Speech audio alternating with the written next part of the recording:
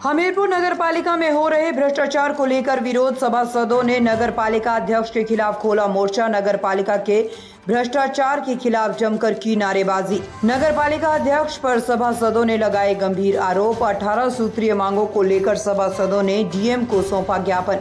DM ने सभासदों को जांच कर कार्रवाई का दिया आश्वासन। सदर नगर पालिका क्षेत्र में हुए विकास कार्यों में भ्रष्टाचार। 23 सभासदों ने कलेक्ट्रेट पहुंचकर विरोध में सौंपा ज्ञापन। संजय कुमार धुरिया, सभासद, वार्ड नंबर 16, पुराना बेतवा घाट, हमीरपुर। इसलिए आज आप कलेक्टर आए? हम यहाँ पर इसलिए आए हैं ज्ञापन देने डीएम साहब को, और आप लोगों से रूबरू होने आए हैं क्योंकि हमारी नगर पालिका परिषद हमीरपुर में बड़े पैमाने में भ्रष्टाचार है। और ये आज से नहीं है, इनकी माताजी भी जब सभासद अध्यक्ष नगर पालिका परिषद रही 2012 से, उस समय उसके बाद ये 2017 से ये आ गए हैं। जब से कोई भी भर्ती की जाती है स्वजाति लोगों की जाती है, और मीटिंग कभी भी जो धारा 86 है उसके तहत नहीं बुलाई जाती है। एजेंडा का एक दिन पूर्व दिया जाए, और जो भी खरीदारी की जाती है वो घटिया किस्म की जाती है। लाइट वगैरह जो शहर के प्रकाश व्यवस्था के लिए मंगाई जाती है वो मात्र एक छलावा के तरीके से मंगाई जाती है, और एक माह के अंदर खराब हो जाती है, और मार्केट मूल्य से अधिक रेट में मंगाई जाती है। इसी तरीके से जो अन्य संसाधन है, गाड़ी हो गई, जेसीबी हो गई, आए दिन खराब पड़ी रहती है। डीजल कम मात्रा में खर्च हो रहा है और अधिक मात्रा में डेली निकाला जा रहा है। और कर्मचारी जो हैं उनसे काम तो लिया जा रहा है, काम कोई और कर रहा है, मात्र दस्तखत कर रहे हैं, कर्मचारी से करवा रहे हैं और मनमानी करवा रहे हैं। मीटिंग में सचिव महोदय को पावर है बैठने का, और सचिव महोदय को लिखने का पावर है।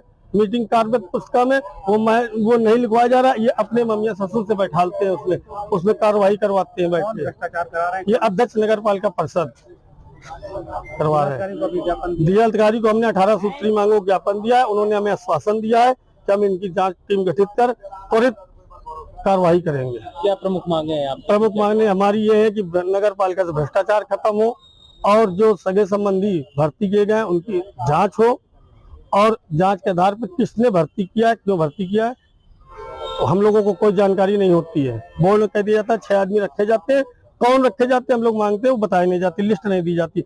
हम लोगों ने सफाई कर्मी की आउटसोर्सिंग की, सफाई कर्मी आउटसोर्सिंग ड्राइवरों की लिस्ट मांगी, आज तक नहीं दी गई। फिर हम लोगों ने कर्मचारियों से संकलन की उस लिस्ट को, तो पाया कि 70-80 कर्मचारी हैं, और ठेकेदार से पूछा आउटसोर्सिंग वाले से वो 128 124 बताता है, और जबकि महज का नाम कर रहे हैं 83 86। कलेक्ट्रेट में एकत्र हुए हैं सभी सभासद, क्या मामला है? देखिए, सभासद जो हमीरपुर नगर पालिका परिषद के, वो काफी समय से ये महसूस कर रहे थे कि जो उनके क्षेत्रों में कार्य होना चाहिए थे 1.5 वर्ष में, वो अभी तक कोई भी एक ईंट किसी भी वार्ड में नहीं रखी गई है। और जो एजेंडा रजिस्टर होता है, जो कार्रवाई रजिस्टर होता है, उसमें मनमाने ढंग से अपने कार्य कर लिए जाते हैं, और सभासदों की बगैर अनुमति के, बगैर जानकारी के, उसको लेकर के। और जो करीब अभी आपने देखा होगा विगत दिनों पूरे हमीरपुर में बाढ़ की स्थिति थी, हर मोहल्ले में पानी भरा हुआ था।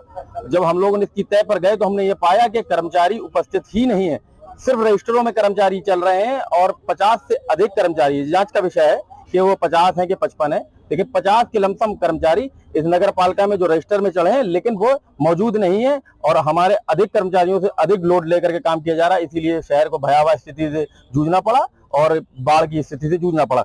दूसरी चीज ये है कि हमारे यहाँ जो सफाई उपकरण क्रय किए जाते हैं वो भी सब घटिया स्थिति। आज पूरा शहर अंधेरे में है। उसके सबसे प्रमुख कारण यह है कि जो लाइटें खरीदी गई थी वो बहुत ही घटिया किस्म की खरीदी गई थी, और कीमत से उच्च दर पर खरीदी गई थी।